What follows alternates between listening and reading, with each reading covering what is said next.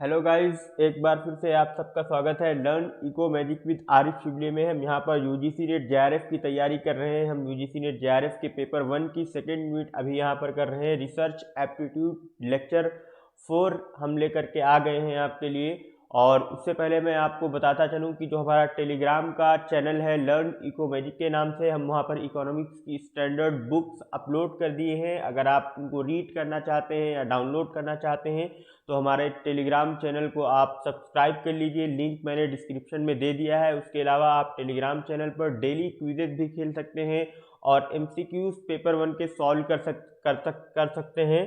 हमने हर लेक्चर के बाद उससे रिलेटेड एमसीक्यूज और क्विजेज अपलोड किए हैं टेलीग्राम चैनल पे, और इस लेक्चर के बाद भी हम इससे रिलेटेड कुछ एमसीक्यूज और क्विज अपलोड कर देंगे टेलीग्राम पे। तो आप वहाँ पे जा करके अपनी तैयारी को और अच्छा कर सकते हैं। गाइस, जो हमारा इंस्टाग्राम का अकाउंट है आप उसको भी फॉलो कर लीजिए, क्योंकि वहाँ पर हम नोटिफिकेशंस जारी करते हैं और डेली मोटिवेशनल कोट्स जारी करते हैं, कुछ फन फैक्ट्स और शॉर्ट नोट्स के साथ। तो गाइज, आप हमारे साथ बने रहें और तैयारी कर लिए असिस्टेंट प्रोफेसर पीजीटी और यूजीसी नेट जेआरएफ की। यूजीसी नेट जेआरएफ का जो मेन सब्जेक्ट है हमारा वो इकोनॉमिक्स का है, और इसके अलावा आप यहाँ पर पेपर 1 की भी तैयारी कर सकते हैं। तो गाइज, जो हमारा रिसर्च एप्टीट्यूड का सिलेबस है एक बार फिर से हम इसमें गो थ्रू कर लेते हैं कि क्या क्या दिया हुआ है। जैसे रिसर्च एप्टीट्यूड में उसकी meaning, types, characteristics, positivism and post positivistic approach को हम पढ़ते हैं। हम यहाँ पर इसकी मीनिंग और कैरेक्टरिस्टिक्स को कर चुके हैं। Positivistic and post positivistic approach को भी कंप्लीट कर रहे हैं। अभी हमारा टाइप्स का पोर्शन चल रहा है। टाइप्स के ऊपर हमारा दूसरा लेक्चर है, और अगर हम आपने हमारे प्रीवियस लेक्चर्स ना देखे हो तो हमने एक लिंक डिस्क्रिप्शन में दे दिए हैं, आप वहाँ पे जा करके प्रीवियस लेक्चर्स भी देख सकते हैं। इसके अलावा हम आगे चल के मेथड्स ऑफ रिसर्च पढ़ेंगे, स्टेप्स ऑफ रिसर्च पढ़ेंगे, देन हम थीसिस राइटिंग, आर्टिकल राइटिंग की तरफ जाएंगे और हम जानेंगे कि इसका फॉर्मेट या रेफरेंसिंग का जो स्टाइल रहता है वो क्या होता है, और रिसर्च में हम आईसीटी का एप्लीकेशन कैसे करते हैं, रिसर्च एथिक्स क्या होती है। गाइस, तो हम आज चलते हैं फिर से जो हमारा एक टॉपिक रह गया था टाइप्स ऑफ रिसर्च, जो भी चल रहा है टाइप्स ऑफ रिसर्च का ये दूसरा लेक्चर है। हम अब 3 वीडियो अपलोड कर चुके हैं, ये आज हमारी चौथी वीडियो है। 2 फरवरी से लगातार हम वीडियो अपलोड कर रहे हैं, आज चौथा दिन है। इसमें हम आज बात करेंगे कि क्वांटिटेटिव रिसर्च क्या होती है, क्वालिटेटिव रिसर्च क्या रहती है, एथनोग्राफी क्या है, ग्राउंडेड थ्योरी किसे कहते हैं, केस स्टडी क्या होती है, नैरेटिव रिसर्च क्या होती है, फिनोमेनोलॉजी और कुछ टर्म्स और हैं इससे रिलेटेड जिसके बारे में हम बात करेंगे। और नीचे जो एक ये टेंटेटिव शेड्यूल दिया है इसी के अकॉर्डिंग हम अपने बाकी लेक्चर्स अपलोड करेंगे। आप इसको एक बार गो थ्रू कर लीजिए या स्क्रीनशॉट ले करके रख लीजिए। तो गाइस, शुरू करते हैं आज टाइप्स ऑफ रिसर्च के साथ। जैसे हम पहले प्रीवियस लेक्चर में भी बात कर चुके हैं कि जो हमारा क्लासिफिकेशन होता है रिसर्च का, उसके कुछ बेसिस है, उनके कुछ बेस पे क्लासिफिकेशन किया गया है रिसर्च का। हमारा जो पहला बेस था रिसर्च को क्लासिफाई करने का, वो ऑब्जेक्टिव के बेस पे था, descriptive, correlational, explanatory, exploratory, experimental, और आउटकम के बेस पे हम जाने थे कि फंडामेंटल और अप्लाइड रिसर्च क्या होती है। एंड लॉजिक के बेस पे भी हम पढ़ चुके हैं कि डिडक्टिव और इंडक्टिव रिसर्च क्या रहती है। आज हम पढ़ेंगे कि प्रोसेस के बेस पे जब रिसर्च को डिफाइन किया जाता है या क्लासिफाई किया जाता है तो इसके कितने टाइप्स निकल के आते हैं। तो इसके 2 टाइप्स रहते हैं, क्वांटिटेटिव और क्वालिटेटिव रिसर्च। अगर हम इंक्वायरी मोड में जाएं तो हमें पता चलता है कि इंक्वायरी मोड में स्ट्रक्चर्ड रिसर्च रहती है और एक अनस्ट्रक्चर्ड रिसर्च रहती है। अगर हम आइडिया और कॉन्सेप्ट की बात करें तो इसमें भी 2 टाइप्स की रिसर्च होती हैं, कॉन्सेप्चुअल और इम्पिरिकल रिसर्च। तो आज हम शुरू करते हैं कि हमारी जो क्वांटिटेटिव रिसर्च होती है वो क्या होती है, क्वालिटेटिव रिसर्च क्या चीज़ है। तो गाइस, जो हमारी क्वांटिटेटिव रिसर्च होती है ये बिल्कुल डिडक्टिव रिसर्च की तरह होती है, इसी वजह से इसको हम पॉजिटिविस्टिक अप्रोच भी कहते हैं, और कई बार इसे हम कहते हैं कि ये लीनियर रिसर्च होती है, क्योंकि ये एक लीनियर पाथ को फॉलो करती है। और लीनियर पाथ को इस वजह से, लीनियर सीधे रास्ते को इस वजह से फॉलो करती है क्योंकि हम इसमें एक कोई टेस्टेबल हाइपोथेसिस पहले से बना लेते हैं। जैसे कि मैंने पहले ऊपर बताया कि इसको डिडक्टिव रिसर्च भी कहते हैं, या एक तरह से ये डिडक्टिव रिसर्च की तरह होती है। और डिडक्टिव रिसर्च में हम जानते हैं कि जनरल टू पार्टिकुलर के रास्ते हमारी रिसर्च चलती है, यानी कि हम पहले एक हाइपोथेसिस बना लेते हैं, फिर उस हाइपोथेसिस के बेस पे हम कुछ इंफॉर्मेशन इकट्ठा करते हैं, कुछ डाटा इकट्ठा करते हैं, कुछ एविडेंस इकट्ठा करते हैं, देन हम उस हाइपोथेसिस को प्रूफ कर देते हैं या डिसप्रूफ कर देते हैं। तो सबसे पहले हम क्वांटिटेटिव रिसर्च में कोई टेस्टेबल हाइपोथेसिस को हम इसका स्टेटमेंट देते हैं, फिर उसके बाद हम उससे रिलेटेड न्यूमेरिकल डेटा को कलेक्ट करते हैं। और क्वांटिटेटिव रिसर्च का जो सबसे मेन और इम्पोर्टेंट पॉइंट ये है कि इसमें न्यूमेरिकल डेटा मौजूद रहता है, इसमें कुछ ना कुछ डेटा मौजूद रहता है जिसका हम एनालिसिस करते हैं, और एनालिसिस करने के बाद हम ऑब्जर्व करते हैं, और ऑब्जर्व करके हम बताते हैं कि जो हमने हाइपोथेसिस बनाई थी वो सही है या गलत है। उसी के अकॉर्डिंग हम अपनी हाइपोथेसिस को एक्सेप्ट कर लेते हैं या रिजेक्ट कर लेते हैं। क्वांटिटेटिव रिसर्च के गाइज और भी कई सारे नाम होते हैं या और भी कई सारे कीवर्ड्स कह लीजिए आप होते हैं, जिनकी मदद से हम पहचान सकते हैं कि अगर क्वालिटेटिव और क्वांटिटेटिव रिसर्च के बीच के डिफरेंस को पूछे और हमको उन डिफरेंसेस के लिए अगर हमको क्वेश्चन में या किसी भी जगह पर हमें इस तरह के टर्म्स दिख जाए, जैसे न्यूमेरिकल डेटा अगर हमको दिख जाए या इसमें न्यूमेरिकल डेटा की बात हो रही हो, तो हम जान लेंगे कि वो क्वांटिटेटिव रिसर्च है। और क्वांटिटेटिव रिसर्च हमेशा डिडक्टिव होती है नेचर में, ये एक टॉप डाउन अप्रोच कहलाती है।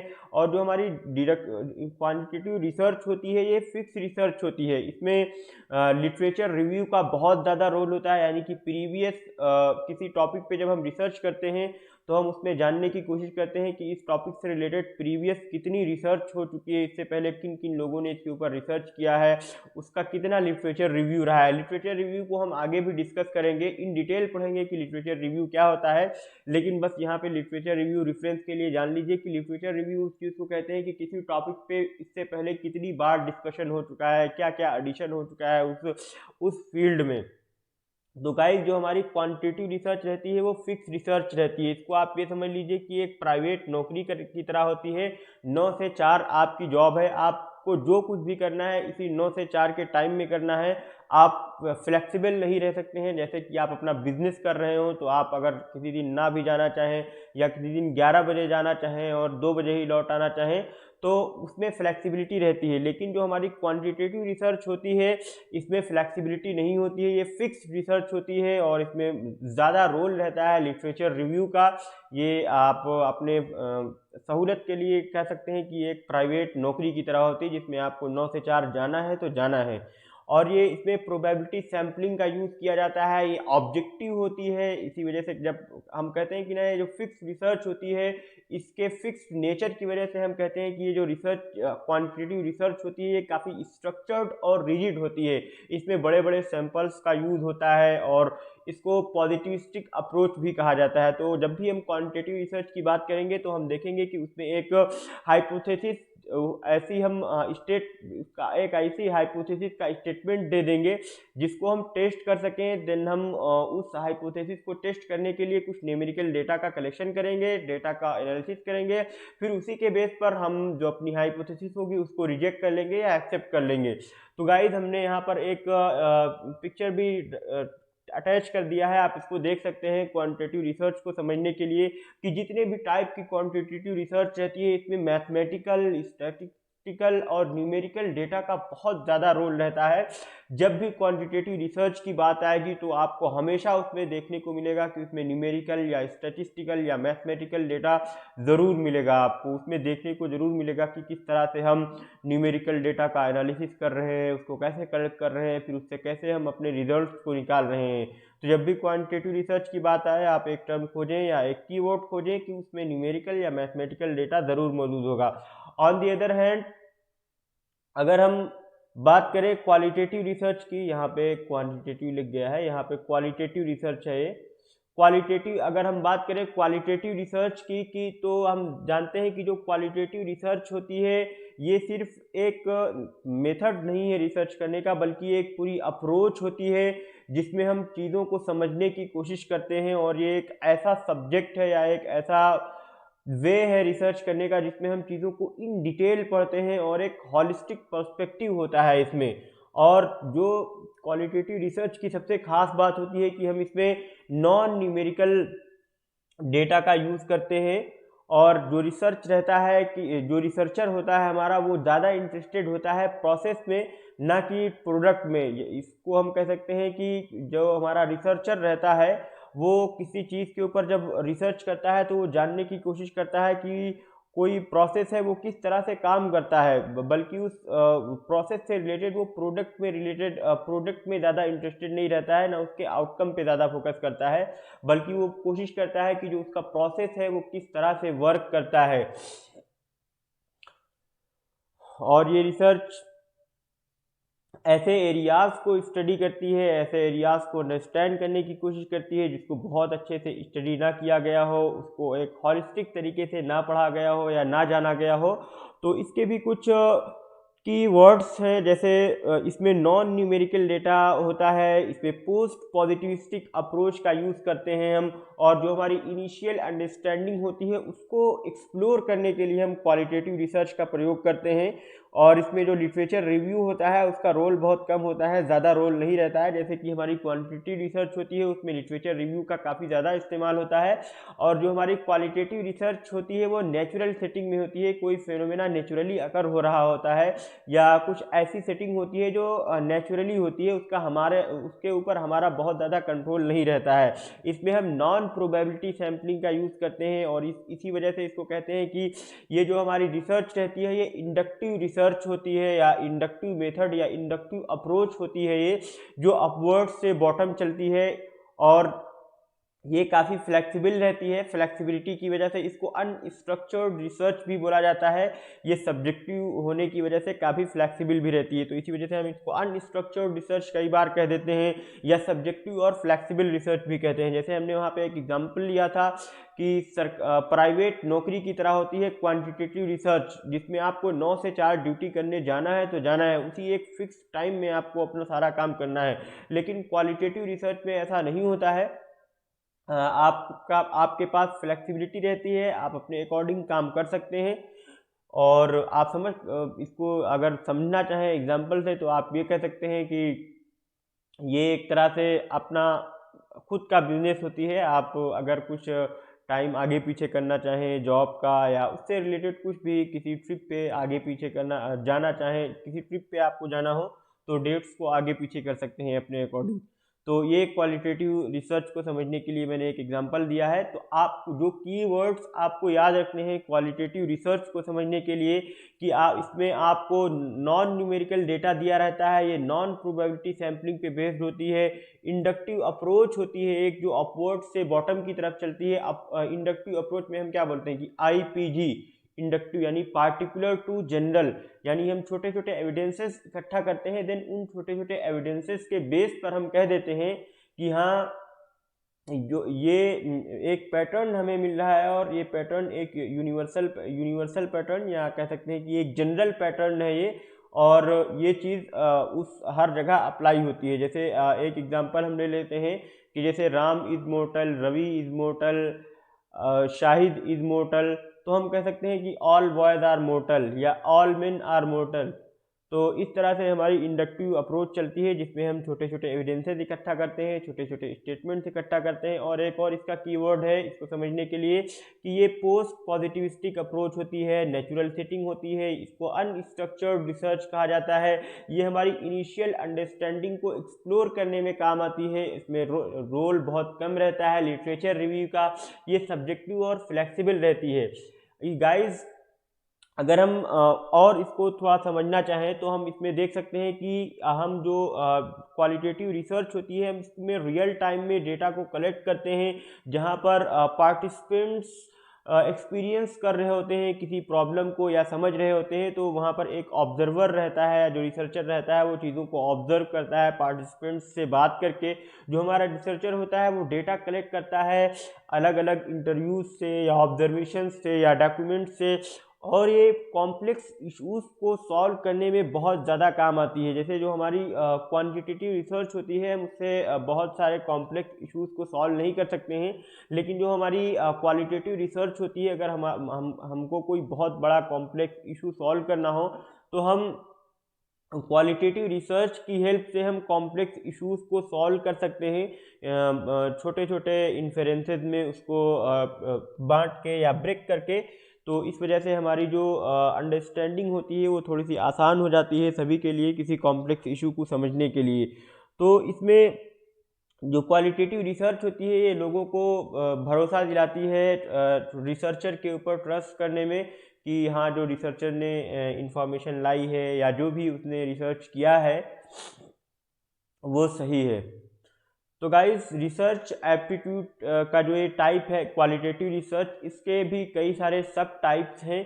हम देख लेते हैं कि क्वालिटेटिव रिसर्च के कितने टाइप्स हैं। जैसे इन डेप्थ इंटरव्यू एक टाइप होता है, एक टाइप इसका फोकस ग्रुप का रहता है, एक नैरेटिव रिसर्च होती है, एक फिनोमेनोलॉजी होती है, एक एथनोग्राफी होती है, एक केस स्टडी रिसर्च कहलाती है, एक में कंटेंट एनालिसिस की रिसर्च होती है, एक ग्राउंडेड थ्योरी होती है। तो ये जो जितने भी टाइप्स हैं हम इनको डिटेल में थोड़ा थोड़ा पढ़ लेते हैं, क्योंकि ये यूजीसी नेट एग्जाम में एक टर्म के तौर पे पूछे जाते हैं और इसके एक दो कीवर्ड अगर आप याद रखेंगे तो आप बहुत आसानी से पहचान लेंगे कि क्वालिटेटिव रिसर्च क्या होती है। लेकिन आप ये भी याद रखें कि ये जो जितने भी टाइप्स ऑफ रिसर्च दी हुई हैं, कई बार तो यही पूछ लेता है कि ये क्वालिटेटिव रिसर्च का टाइप है या क्वांटिटेटिव रिसर्च का टाइप है। तो जब भी आपसे पूछे कि इन डेप्थ इंटरव्यू या फोकस ग्रुप या नरेटिव रिसर्च या phenomenology, ethnography, case study research, content analysis या ग्राउंडेड थ्योरी, ये किस टाइप की रिसर्च है, तो आप हमेशा बताएं कि ये क्वालिटेटिव रिसर्च है। हम देखते हैं कि इन डेप्थ इंटरव्यू या एथनोग्राफी वगैरह क्या होती है।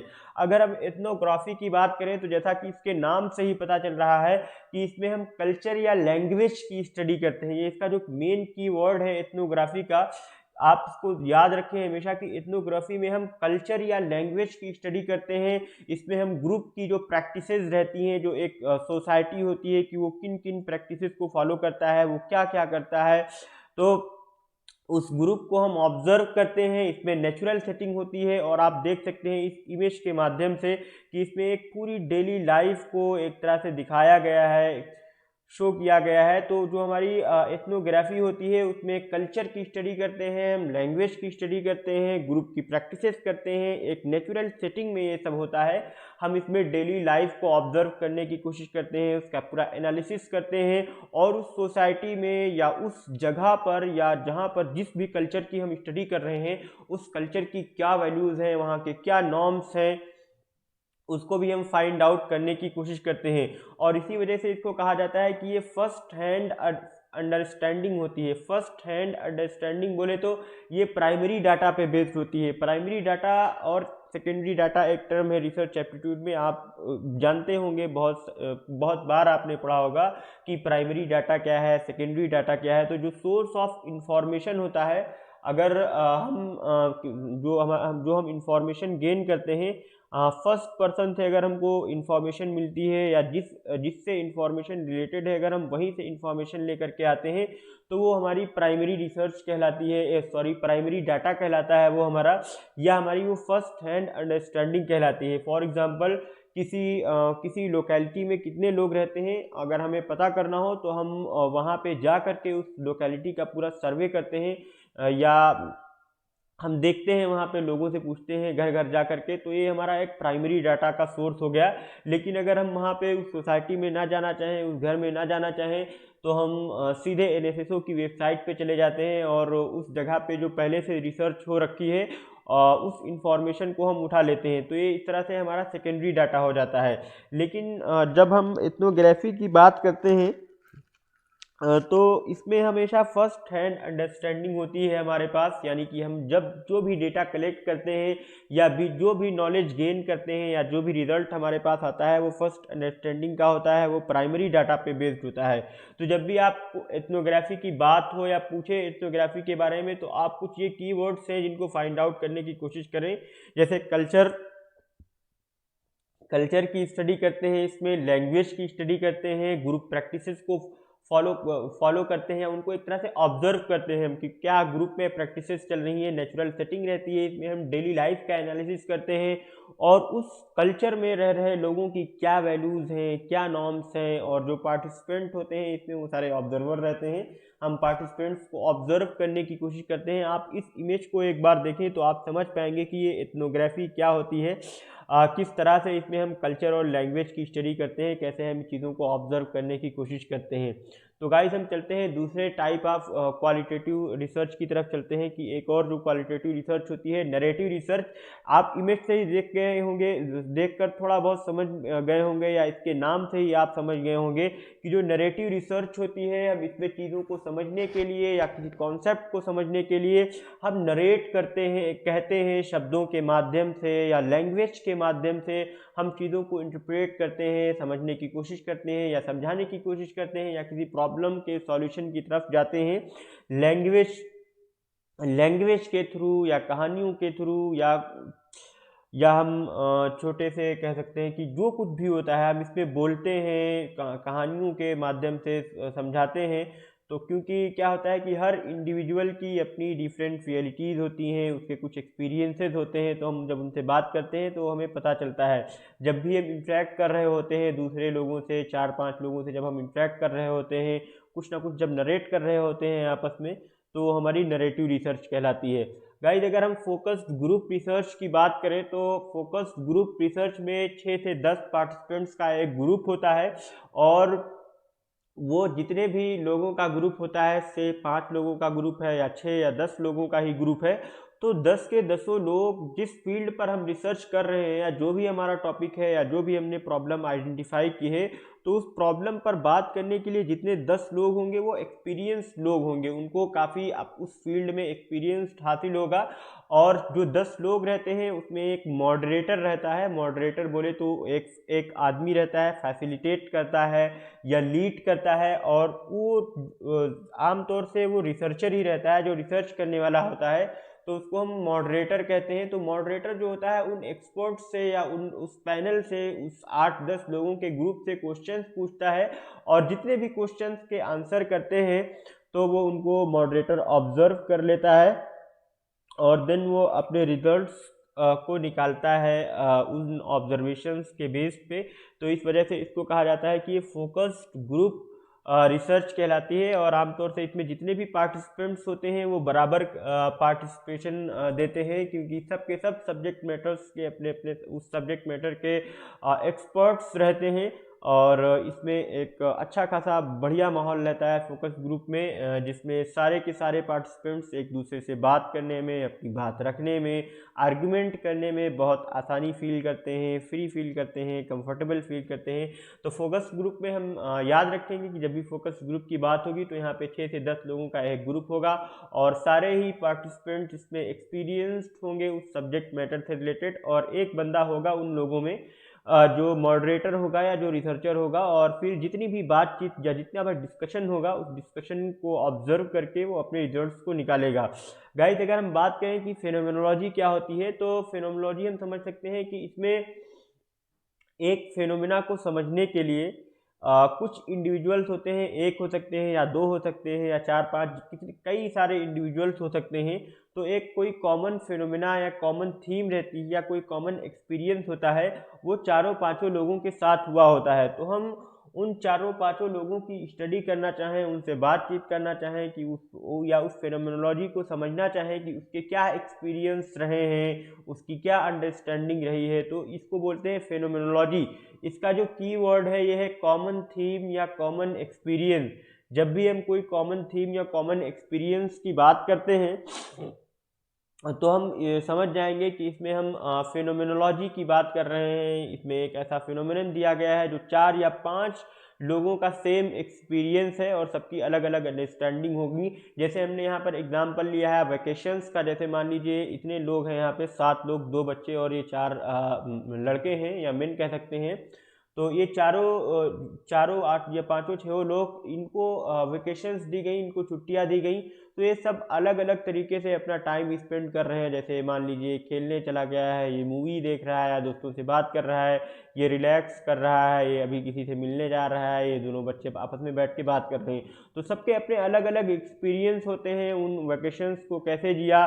या एक बुक में एक एग्जांपल दिया हुआ था कि जो वाइफ्स होती हैं प्राइजनर्स की वॉर के टाइम पे, हम उन 10 वाइफ्स का हम इंटरव्यू कर सकते हैं, जान सकते हैं उनके एक्सपीरियंस के बारे में, क्योंकि एक फिनोमिना रहा है कि वो 10 की 10 वो जो है वाइफ्स हैं प्राइजनर्स की, या हम किसी इफेक्ट स्पेसिफिक डिजीज़ के क्या इफ़ेक्ट्स रहे हैं, उनके जो मरीज रहते हैं या पेशेंट्स रहते हैं उनसे भी बात कर सकते हैं। जैसे अभी कोरोना का टाइम चल रहा है, तो कोरोना से अफेक्टेड जितने भी मरीज हैं, या अभी ओमनिक्रॉन एक नया वेरिएंट आ गया है, तो ओमनिक्रॉन से अफेक्टेड जितने भी लोग हैं, अगर हम उनसे बात करें, उनके बारे में जानना चाहें, उनका एक्सपीरियंस सुनना चाहें, तो ये हमारा फिनोमेनोलॉजी हो जाएगी। लोग अलग अलग हैं, इंडिविजुअल्स सब अलग अलग हैं, लेकिन जो एक्सपीरियंस है सबका, जो एक कॉमन थीम है, वो सेम है। अगर हम केस स्टडी की बात करें, तो केस स्टडी में हम किसी चीज़ के बारे में इन डेप्थ एनालिसिस करते हैं, और ये रियल सिचुएशन बेस्ड होती है, ये किसी यूनिक इशू पे होती है, ये हम कॉम्प्लेक्स फिनोमिनन को समझने की कोशिश करते हैं, और जो हमारा पर्पस रहता है वो एग्जामिनेशन का पर्पस होता है। हम एग्जामिन करते हैं चीज़ों को कि आखिर वो चीज़ कैसे हुई, क्या है, कैसे है, और जो केस स्टडी का जो यूज़ होता है वो किन फील्ड में सबसे ज़्यादा होता है। केस स्टडी का जो यूज़ सबसे ज़्यादा होता है, अगर हम कहें तो मैनेजमेंट की फील्ड में, एजुकेशन सेक्टर में, या फिलोसफिकल और साइकोलॉजिकल एरियाज़ में हम केस स्टडी का बहुत ज़्यादा यूज़ करते हैं। जैसे अभी मेरा एक दोस्त था, उसने एक केस स्टडी करी थी, एक प्रोजेक्ट मिशन बुनियाद के नाम से है, तो उसने मिशन बुनियाद की सक्सेस को लेकर उसके क्या आउटकम्स आएंगे, उसका इम्प्लीमेंटेशन कैसे हुआ, उसका क्या एक्सपीरियंस रहा, और उसकी क्या लर्निंग्स रही, तो उसने एक केस स्टडी की थी। तो उसको उस केस को समझने के लिए, वो एक रियल सिचुएशन थी, एक यूनिक इशू था, एक कॉम्प्लेक्स फिनोमिना था। तो ऐसे ही बहुत सारे टॉपिक्स हो सकते हैं, और हम इसमें किसी ऑर्गेनाइजेशन या किसी एंटिटी को समझने की कोशिश करते हैं, उसको स्टडी करने की कोशिश करते हैं। तो जब भी केस स्टडी की बात आए, तो इसके जो कीवर्ड्स हैं कि real situation, unique issue, complex phenomena, या एग्जामिनेशन के पर्पस से हम किसी चीज़ को समझने की कोशिश करते हैं और इन डेप्थ पढ़ते हैं। तो जब भी केस स्टडी की बात आए, तो ये कुछ कीवर्ड्स हैं, इनको आप याद रखें, तो आप समझ जाएंगे कि ये केस स्टडी की बात चल रही है। अगर हम ग्राउंडेड थ्योरी की बात करें, तो ग्राउंडेड थ्योरी बहुत आसान है। इसमें हम किसी नई थ्योरी को कुछ डेटा कलेक्ट करके डेवलप करना चाहते हैं। ये हमारी लार्ज सैंपल पे बेस्ड होती है। इसमें हम अलग अलग इंडिविजुअल्स के व्यू पॉइंट्स को देखते हैं, और कई बार एक सैचुरेशन का पॉइंट भी आ जाता है इसमें, तो जिससे हमारे पास कोई नया डाटा नहीं होता है, और जो अवेलेबल डाटा रहता है हमारे पास, उसी डेटा के अकॉर्डिंग हम कुछ ना कुछ नई थ्योरी डेवलप करना चाहते हैं, या नया कुछ कोई फिनोमेना या कोई रूल या कोई प्रिंसिपल देना चाहते हैं, तो उसको हम ग्राउंडेड थ्योरी कहते हैं। तो ये कुछ टाइप थे क्वालिटेटिव रिसर्च के। अब हम अगर बात करें कि क्वालिटेटिव और क्वांटिटेटिव रिसर्च में क्या डिफरेंस होता है, तो हम जल्दी जल्दी देख लेते हैं कि क्वालिटेटिव और क्वांटिटेटिव रिसर्च में आखिर डिफरेंस क्या रहता है। जो क्वालिटेटिव रिसर्च होती है, इसमें मेन ऑब्जेक्टिव होता है ह्यूमन बीइंग को समझना, या सोशल साइंसेस के बारे में जानना कि लोग क्या फील करते हैं, क्या महसूस करते हैं, क्या सोचते हैं। तो ये एक क्वालिटेटिव रिसर्च हो गई। और सोशल साइंसेज में जब हम अंडरस्टैंड करना चाहते हैं कि लोग क्या महसूस करते हैं या क्या सोचते हैं, या ह्यूमन बीइंग कैसी होती हैं, तो हम इसमें डेटा का यूज़ नहीं कर सकते हैं। जबकि हमारी जो क्वांटिटेटिव रिसर्च होती है, इसमें रिसर्चर डिसाइड करता है, जानना चाहता है कि क्या करना चाहिए और क्या नहीं करना चाहिए। देन वो उससे रिलेटेड कुछ न्यूमेरिकल डेटा इकट्ठा करता है, कलेक्ट करता है, कुछ हार्ड फैक्ट्स होते हैं जिसका वो स्टैटिस्टिकल और लॉजिकल और पूरी मैथमेटिकल टेक्निक्स का यूज़ करके कुछ रिजल्ट निकालता है। तो जब भी क्वांटिटेटिव रिसर्च की बात आएगी, तो उसमें हम न्यूमेरिकल डेटा की बात करेंगे, स्टैटिस्टिकल, लॉजिकल या मैथमेटिकल टेक्निक्स की बात करेंगे, जबकि क्वालिटेटिव रिसर्च में ऐसा नहीं होता है। और जो मेन ऑब्जेक्टिव होता है कि ये सब्जेक्टिव अप्रोच होती है। यहाँ पर हम चीज़ों को एक्सप्लोर करने की कोशिश करते हैं और प्रॉब्लम को समझने की कोशिश करते हैं कि आखिर वो प्रॉब्लम कैसे जनरेट हुई। जबकि हमारी जो ऑब्जेक्टिव जो क्वांटिटेटिव रिसर्च रहती है, हम इसमें प्रॉब्लम को या अप्रोच को डिस्क्राइब करने की कोशिश करते हैं, एक्सप्लेन करने की कोशिश करते हैं, और जो भी प्रॉब्लम रहती है हम उसको क्वांटिफाई करने की कोशिश करते हैं, हम उसको डेटा में रिप्रेजेंट करना चाहते हैं। अगर हम एक और डिफरेंस की बात करें तो जो हमारी क्वालिटेटिव रिसर्च होती है ये बॉटम अप अप्रोच इसको कहा जाता है। ये एक्सप्लोर करती है चीज़ों को जानने के लिए कि हाउ एंड व्हेन, यानी कि कब हुआ, कैसे हुआ। जबकि जो हमारी क्वांटिटेटिव रिसर्च होती है ये टॉप डाउन रिसर्च होती है, ये बॉटम अप रिसर्च नहीं होती है। इसको हम टॉप डाउन रिसर्च कहते हैं क्वांटिटेटिव रिसर्च को। इसमें हम कंफर्म करना चाहते हैं कि ये क्या है, कब है, ये क्या क्या था, कब था। और जबकि हम क्वालिटेटिव रिसर्च में हाउ और व्हेन को आंसर करते हैं, यानी कैसे और कब।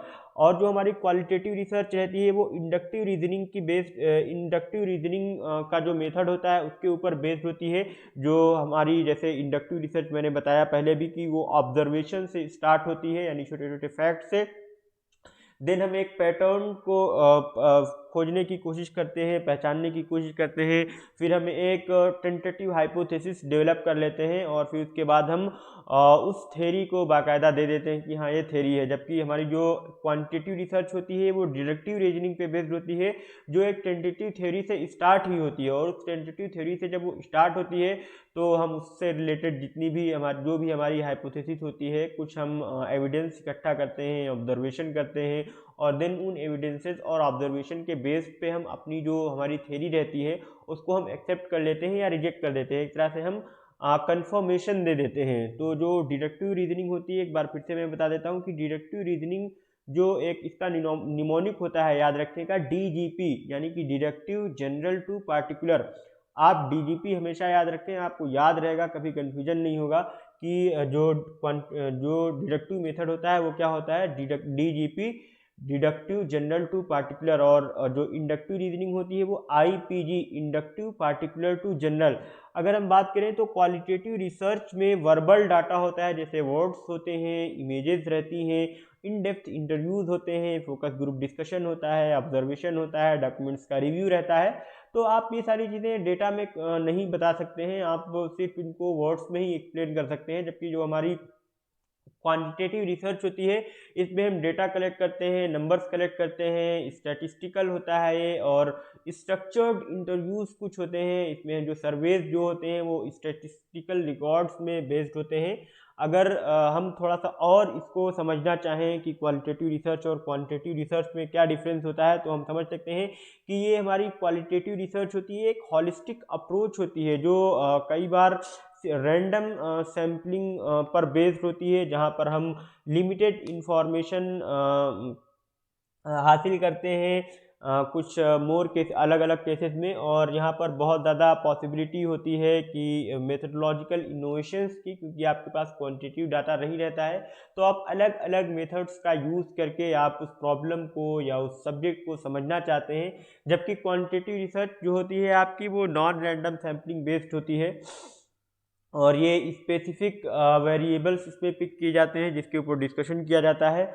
जो क्वालिटेटिव रिसर्च रहती है ये प्रोसेस ओरिएंटेड इंक्वायरी को शो करती है, और जबकि जो क्वांटिटेटिव रिसर्च आपकी होती है वो रिजल्ट ओरिएंटेड इंक्वायरी होती है। जैसे कि मैंने पहले भी बताया कि क्वालिटेटिव रिसर्च में हम प्रोसेस पे फोकस करते हैं, जबकि क्वांटिटेटिव रिसर्च में हम रिजल्ट पे फोकस करते हैं। और इसमें किसी भी क्वालिटेटिव रिसर्च में किसी भी स्टैटिस्टिकल टेस्ट की रिक्वायरमेंट नहीं होती है, जबकि क्वांटिटेटिव रिसर्च में आपने जो हाइपोथेसिस बनाई है उसको प्रूफ करने के लिए आपको स्टैटिस्टिकल टेस्ट की ज़रूरत पड़ती है। और इस क्वालिटेटिव रिसर्च में, जैसा कि ऊपर हम पढ़ चुके हैं, कि सबसे पहले जनरेशन होता है हाइपोथेसिस का, जबकि क्वांटिटेटिव रिसर्च में हाइपोथेसिस के जनरेशन के बजाय हम हाइपोथेसिस की टेस्टिंग पर ध्यान देते हैं। और जो क्वालिटेटिव रिसर्च रहती है वो जनरलाइजेबल फाइंडिंग्स उसमें बहुत कम होती हैं, जबकि जो क्वांटिटेटिव रिसर्च होती है इसमें जनरलाइजेबल फाइंडिंग्स ज़्यादा होती हैं। जैसे आप सब इसको बहुत बेसिक अंडरस्टैंडिंग से जान सकते हैं कि आपने कोई इमेज देखी, कुछ वर्ड्स देखे, या किसी का इंटरव्यू लिया, तो सबके अलग अलग एक्सपीरियंस हो सकते हैं, सबकी अलग अलग समझ हो सकती है, जिसको आप जनरलाइज नहीं कह सकते हैं। आप ये नहीं कह सकते हैं कि हाँ ये एक फिनोमेना है या प्रोसेस है या प्रॉब्लम है, ये सबके साथ भी होगी।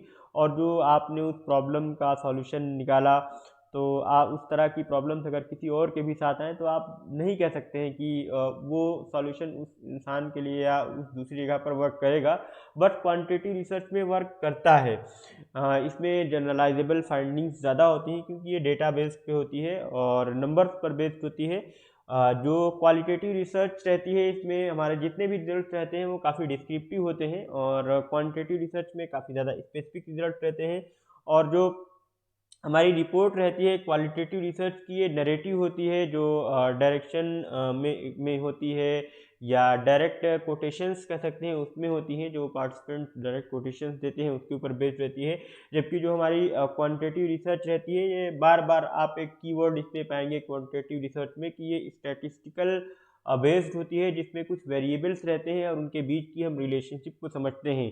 क्वालिटेटिव रिसर्च का जो सैंपल साइज होता है वो स्मॉल होता है, इसमें डाटा जो होता है वो काफ़ी ज़्यादा रहता है। रिसर्च बाइस और क्रिएटिव प्रोसेस इसमें मेन इश्यूज रहते हैं कि जो जब आप किसी का क्वालिटेटिव रिसर्च में हम जैसे जानते हैं कि हम फोकस्ड ग्रुप स्टडी करते हैं, हम एथनोग्राफिक स्टडी करते हैं, किसी का इंटरव्यू लेते हैं, तो कई बार रिसर्चर की जो बाइस होती है वो हमें देखने को मिलती है कि रिसर्चर का अगर किसी खास चीज़ की तरफ पहले से कोई झुकाव है तो उसमें वो हमें देखने को मिल जाता है। जबकि इसमें जो क्वांटिटेटिव रिसर्च होती है इसमें हम एक अच्छे स्टैटिस्टिकल एनालिसिस को देख सकते हैं, जो इसमें मोर सैंपल साइज की रिक्वायरमेंट होती है, जो एक बड़ा चैलेंज होता है, लेकिन इसमें हम रिसर्चर बाइस को बहुत कम देखते हैं। तो thank you guys for watching.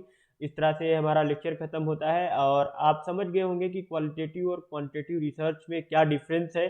तो आप इसको याद रखें, इसके कुछ कीवर्ड्स मैंने लिख दिए हैं यहाँ पर। एक बार मैं रीकैप कर लेता हूँ कि हमने इस लेक्चर में क्या क्या पढ़ा है। तो हमने देखा कि जो क्लासिफिकेशन ऑफ रिसर्च किया गया है कुछ बेसिस के ऊपर, तो हम आउटकम के ऊपर तो पिछले लेक्चर्स में बात कर चुके हैं कि आउटकम के बेस पे हमारी जो रिसर्च होती है वो दो टाइप की होती है, फंडामेंटल और अप्लाइड। लॉजिक के बेस पर भी हम बात कर चुके हैं, डिडक्टिव इंडक्टिव। आज हमने प्रोसेस के बेस पर बात की, कल किसी और बेसिस पे बात करेंगे हम। इसमें हमने जाना कि क्वांटिटेटिव और क्वालिटेटिव रिसर्च क्या रहती है। क्वांटिटेटिव रिसर्च न्यूमेरिकल डेटा पे बेस्ड होती है, डिडक्टिव होती है, पॉजिटिविस्टिक होती है, और जो हमारी क्वालिटेटिव रिसर्च रहती है नॉन न्यूमेरिकल डेटा के ऊपर बेस्ड होती है, वर्ड्स में होती है, इमेजेस में होती है, इसको हम पोस्ट पॉजिटिविस्टिक अप्रोच भी कहते हैं। नेचुरल सेटिंग पे बेस्ड होती है, अनस्ट्रक्चर्ड होती है, सब्जेक्टिव और फ्लेक्सिबल रहती है। हम चीज़ों को और हॉलिस्टिक पर्सपेक्टिव से देखते हैं या समझते हैं। जबकि इसके कुछ टाइप्स भी हमने देखे कि क्वालिटेटिव रिसर्च में इन डेप्थ इंटरव्यू होता है, फोकस ग्रुप रहता है, नैरेटिव रिसर्च होती है, फिनोमेनोलॉजी होती है, एथनोग्राफी होती है, केस स्टडी होती है, कंटेंट एनालिसिस रहता है, ग्राउंडेड थ्योरी होती है। एथनोग्राफी में हम देखे थे कि इसमें हम कल्चर या लैंग्वेज की स्टडी करते हैं, ग्रुप प्रैक्टिसेस को ऑब्जर्व करते हैं, नेचुरल सेटिंग को देखते हैं, डेली लाइफ में जो वैल्यूज़ और नॉर्म्स होते हैं उनको समझने की कोशिश करते हैं। हमेशा जो इसमें हमारी अंडरस्टैंडिंग होती है वो फर्स्ट हैंड अंडरस्टैंडिंग होती है, प्राइमरी डाटा पर बेस्ड होती है हमारी अंडरस्टैंडिंग। नैरेटिव रिसर्च जो हमारी होती है हम इसमें लैंग्वेज का यूज़ करते हैं, कहानियों का सहारा लेते हैं, बात करते हैं। और जबकि हमारी जो फोकस ग्रुप रिसर्च रहती है इसमें 6 से 8-10 लोगों का पैनल होता है, जो एक्सपीरियंस लोग होते हैं, इसमें एक जना फैसिलिटेट करता है और फिर जो भी डिस्कशन होता है उसके बेस पर वो रिसर्च करता है, उसमें वो ऑब्जर्व करता है। और जबकि हमारी जो फिनोमेनोलॉजी होती है इसमें एक कॉमन थीम या कॉमन एक्सपीरियंस होता है जिसको 8-10 लोग को महसूस कर रहे होते हैं। देन हम 8-10 लोगों से बातचीत करते हैं या उनसे पूछते हैं या इंटरव्यू करते हैं। जैसे मैंने यहाँ पर वेकेशंस का एग्जांपल लिया कि जैसे यहाँ पे 8-10 लोग हैं, इनको छुट्टियाँ दे दी गई तो ये क्या करते हैं, इनका क्या एक्सपीरियंस रहा छुट्टियों का। या जो प्राइजनर्स की वाइफ रहती हैं वार में, अगर हम उनका इंटरव्यू करें या किसी स्पेसिफिक डिजीज़ के बारे में बात करें कि उसके कुछ पेशेंट्स रहे होंगे उनका क्या एक्सपीरियंस रहा है, जैसे कोरोना या जो नया वेरिएंट आया है ओमिक्रॉन नाम का। हमने केस स्टडी के भी बारे में भी जाना कि रियल सिचुएशन पर बेस्ड होती है, इसमें यूनिक इश्यूज़ को डिस्कस करते हैं, कॉम्प्लेक्स फिनोमेना को समझने की कोशिश करते हैं। हमारा जो पर्पस रहता है इसमें हम एग्जामिन करते हैं चीज़ों को, और इसका ज़्यादातर जो यूज़ होता है वो मैनेजमेंट, एजुकेशन सेक्टर या फिलोसफिकल या साइकोलॉजिकल फील्ड में यूज़ करते हैं हम। ग्राउंडेड थ्योरी में हम किसी थ्योरी को डेवलप करने की कोशिश करते हैं। हमारा लार्ज सैंपल काफ़ी बड़ा होता है। हमने इसमें बात की थी कि कुछ डिफरेंसेस हैं क्वालिटेटिव और क्वांटिटेटिव रिसर्च में। तो मेन जो डिफरेंस होता है कि जो हमारी क्वालिटेटिव रिसर्च रहती है वो अंडरस्टैंडिंग को डेवलप करने की बात करती है, ह्यूमन बींग्स की जो सोशल साइंसेज होती है उसको समझने की कोशिश करती है कि लोग क्या महसूस करते हैं, क्या सोचते हैं, क्या जानते हैं। इसमें हम वर्बल डेटा का यूज़ करते हैं, जैसे वर्ड्स हो गए, इमेजेस हो गई, इन डेप्थ इंटरव्यूज़ हो गए। जबकि क्वांटिटेटिव रिसर्च जो रहती है हम इसमें सोचने समझने की कोशिश करते हैं क्वांटिटेटिव डेटा के थ्रू, लॉजिकल और मैथमेटिकल और स्टैटिस्टिकल टेक्निक्स के थ्रू। तो गाइस आज का लेक्चर ये हमारा यहाँ पर ख़त्म हुआ और thank you so much for watching. बने रहें आप learn eco magic with Arif Shibli के साथ। हम यहाँ इसी तरह से आपके लिए लेक्चर्स लाते रहेंगे और मोस्ट प्रोबेबली ये 15 फरवरी या 16 फरवरी तक ये हमारी जो लेक्चर सीरीज़ है रिसर्च एप्टीट्यूड की ये कंप्लीट हो जाएगी। तो नेक्स्ट वीडियोस में हम टाइप्स ऑफ रिसर्च को कंटिन्यू रखेंगे कि टाइप्स ऑफ रिसर्च और किस तरह की होती हैं और टाइप्स ऑफ रिसर्च में क्या क्या चीज़ें शामिल होती हैं। तो गाइज लर्न इको मैजिक को लाइक करें, सब्सक्राइब कर लें, शेयर ज़रूर करें और कमेंट बॉक्स में कमेंट करके बताएं कि आपको लेक्चर कैसा लगा और जो नोटिफिकेशन बेल है उसको प्रेस कर लें, दबा लें, ताकि जब भी हम वीडियो अपलोड करें तो आपको नई वीडियो मिल जाए और सबसे पहले आप उससे फ़ायदा उठाएं। और एक बार फिर से अगर आपने हमारा टेलीग्राम का चैनल सब्सक्राइब ना किया हो तो सब्सक्राइब कर लें, क्योंकि यहाँ पर हम स्टैंडर्ड बुक्स, डेली क्विजेज और पेपर 1 के एमसीक्यूज डालते हैं। इसकी पीडीएफ भी मैं डाल दूंगा और इस लेक्चर के बाद मैं 10 एमसीक्यूज डालूंगा इसी लेक्चर पे बेस्ड। तो आप उसको प्रैक्टिस कर सकते हैं, अपनी समझ को और बेहतर बना सकते हैं। आप हमारे इंस्टाग्राम चैनल को ज़रूर फॉलो करें।